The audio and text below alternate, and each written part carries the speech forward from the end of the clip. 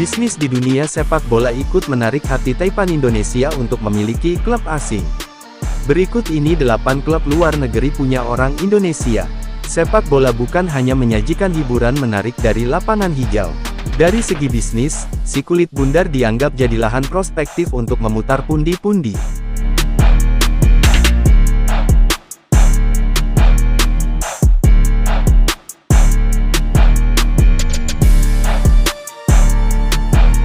Pebisnis dari Indonesia turut ambil bagian dalam perputaran ekonomi global di lingkup sepak bola. Rata-rata klub yang dimiliki adalah di Eropa. Namun ada pula yang di Australia sekaligus bisa menjadi wadah bagi pemain timnas Indonesia untuk berkembang. Pasalnya, beberapa klub punya orang Indonesia turut merekrut punggawa skuad Garuda. Berikut 8 klub luar negeri yang dimiliki oleh orang Indonesia.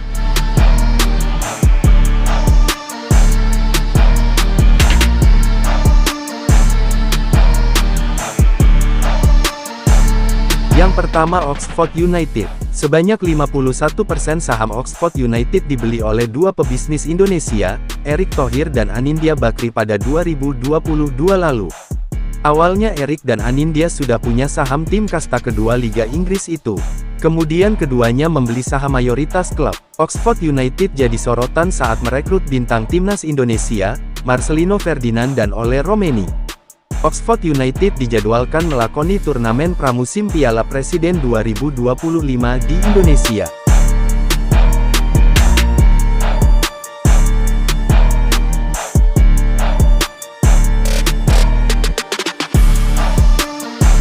Yang kedua Como 1907. Como 1907 jadi perhatian ketika dibeli oleh keluarga Hartono, Michael Hartono dan Budi Hartono melalui anak perusahaan Grup Jarum.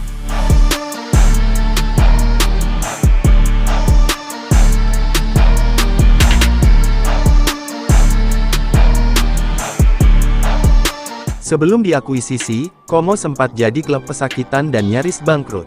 Kini tim tersebut berkompetisi di Serie A Italia. Pemain timnas Indonesia, Emil Audero Mulyadi juga berstatus penggawa Como meski sedang dipinjamkan ke Palermo. Selain itu, Como juga dilatih oleh mantan pemain Arsenal yang sekaligus legenda Spanyol Cesc Fabregas.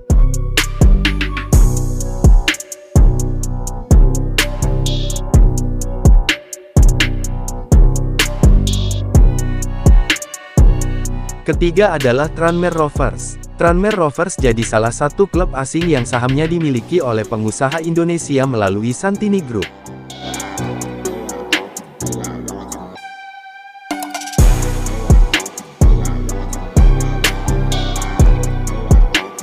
Tim ini berkompetisi di League 2 atau kasta keempat Liga Inggris.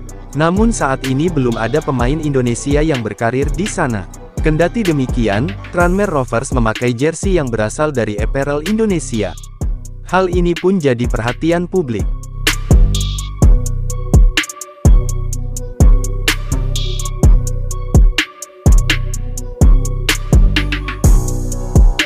Keempat FCV Dender.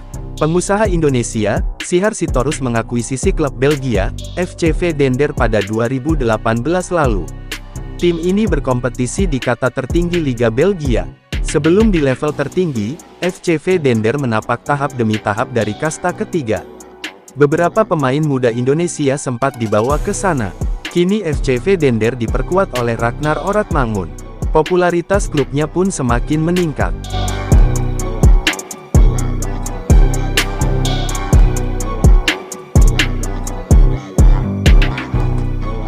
Kelima US Lecce. Pengusaha Indonesia, Alvin Saryatmaja membeli 10% saham klub Italia, US Lecce melalui konsorsium.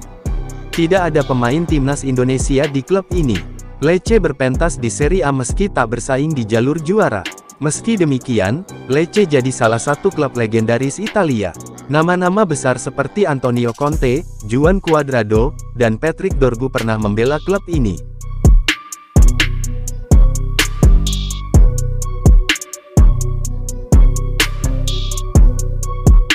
Yang keenam Brisbane Roar. Brisbane Roar merupakan klub Australia yang dimiliki keluarga Bakri sejak 2011. Tim ini jadi medium pemain Indonesia untuk berkembang di luar negeri. Sebut saja Sergio Van Dijk, Yandi Sofyan, dan Rafael Struijk pernah berseragam Brisbane Roar.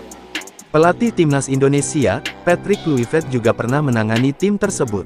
Kini belum ada lagi pemain Indonesia di Brisbane Roar. Rafael Struijk kontraknya sudah berakhir di sana dan kini berstatus bebas transfer.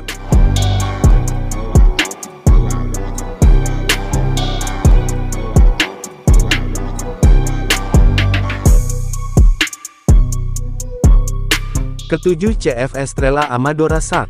Klub Portugal, CF Estrela Amadora SAD juga dimiliki oleh orang Indonesia melalui Pakuan Football Enterprise sejak 2022.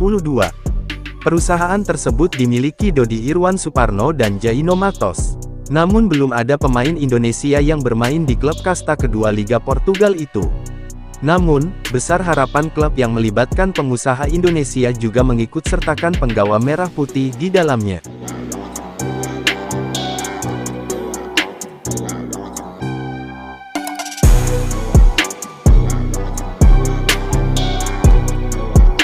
Dan yang terakhir adalah CD Polilas Quetta.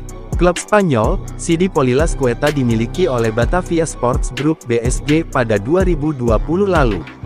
Klub ini sempat mengalami krisis keuangan parah di masa pandemi COVID-19.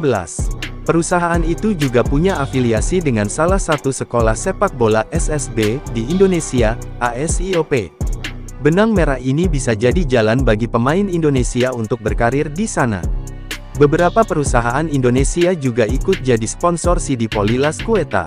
Hal ini dianggap prospektif untuk melebarkan sayap bisnis ke kancah mancanegara.